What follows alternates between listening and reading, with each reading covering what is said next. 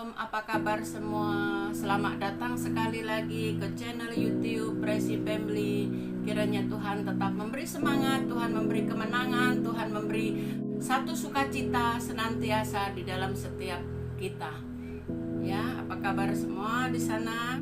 Hari ini kita belajar tentang bagaimana kita mengatasi perasaan bimbang. Perasaan bimbang itu sangat bahaya, sebab di dalam kehidupan kita Tuhan maukan kita sukses, Tuhan maukan kita berhasil, Tuhan maukan kita tidak ketinggalan, tapi kita selalu merasa bimbang. Iyakah itu akan terjadi dalam kehidupan kita?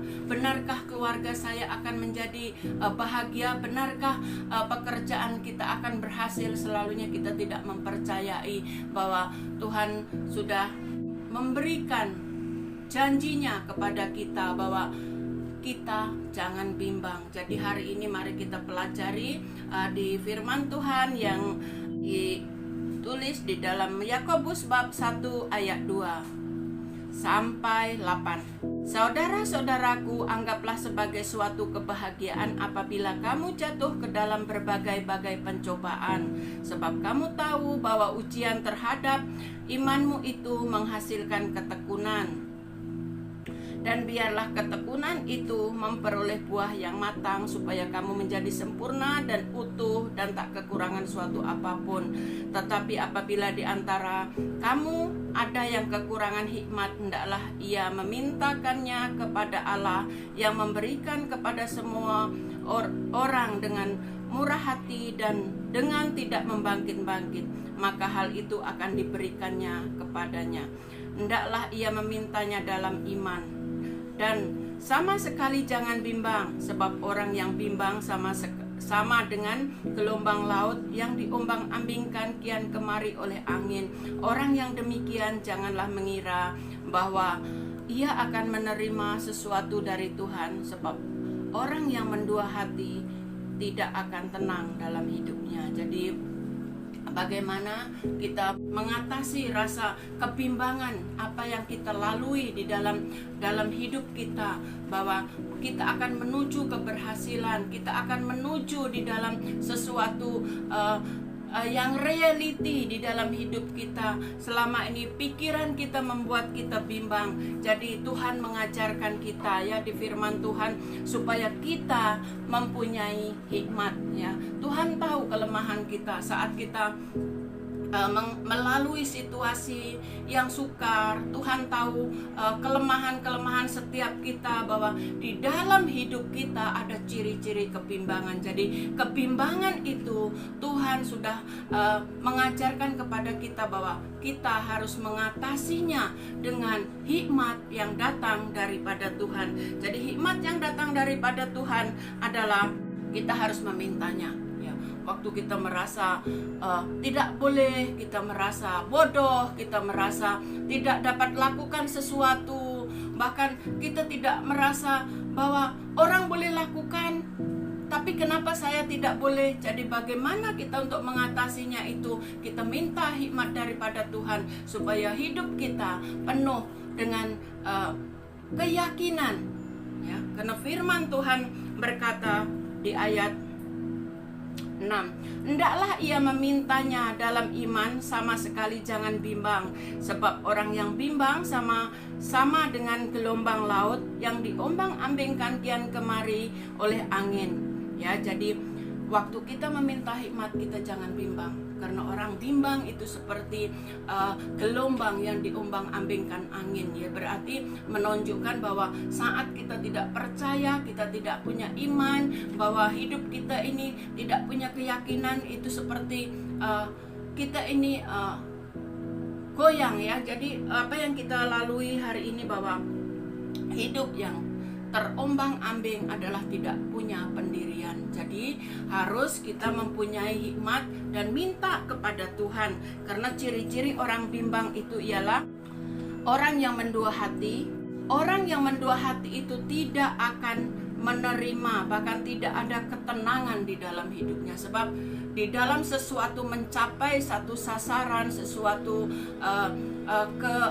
kesuksesan atau sesuatu yang kita inginkan, itu adalah kita tenang dan kita boleh minta hikmat kepada Tuhan supaya kita dapat melaluinya. Banyak orang tidak mampu lakukan itu karena merasa bahwa hidupnya tidak sama seperti yang dia inginkan. Sebab itu dia lemah melihat orang lain berhasil. Kenapa orang lain berhasil? Kenapa saya tidak?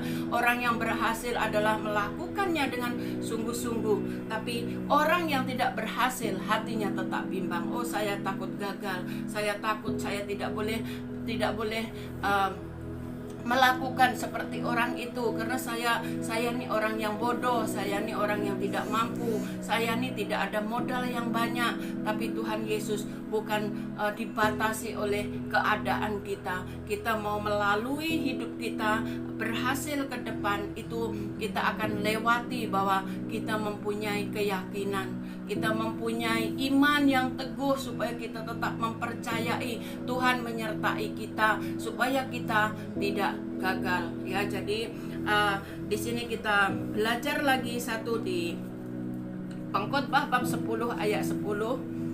Mari kita baca.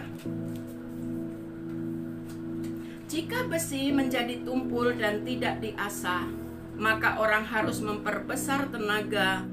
Tetapi yang terpenting untuk berhasil adalah hikmat ya. Tenaga kita adalah tenaga yang terbatas, tenaga yang lemah, tenaga yang mempunyai satu batasan, tidak mampu. Tapi Tuhan memberikan di sini solusi. Tetapi yang terpenting untuk berhasil adalah hikmat ya. Kita mempelajari hikmat yang datang daripada Tuhan, bahwa Salomo yang menulis pengkhotbah ini, di muka bumi ini tidak ada orang berhikmat seperti Salomo. Dia orang yang mengandalkan Tuhan, memintanya kepada Tuhan waktu dia lemah. Tuhan, berikan saya hikmat supaya saya boleh memberikan satu penyelesaian setiap solusi yang dihadapi untuk umat-umatnya. Jadi hari ini mari kita pelajari bahwa Salomo itu meminta hikmat daripada Tuhan. Dan kita hadapi juga waktu Daniel waktu diambil dari orang pembuangan, diletakkan di kerajaan Nebukadnezar. Dia adalah orang yang terpilih di antara semua orang yang di situ. Jadi apa yang Daniel lalui, bahwa raja menyuruhnya memakan yang enak, yang terbaik dari makanan raja, dan Daniel mengambil keputusan. Dia tidak melakukannya karena apapun yang dilakukan kalau mengikut duniawi seperti yang raja pikirkan, itu adalah hanya hikmat manusia. Tapi Daniel mengambil keputusan, memberikan bahwa keputusannya itu, saya mau memakan sayur ya, karena dia tidak mau mencemarkan dirinya untuk menjaga hidupnya, kudusnya untuk melayani Tuhan. Dan melihat keputusan yang sudah dia lakukan beberapa hari memakan sayur, Daniel tetap menjadi orang yang lebih baik daripada yang lain. Jadi mari kita mengambil keputusan bahwa hikmat daripada Tuhan itu memberikan kita jalan keluar.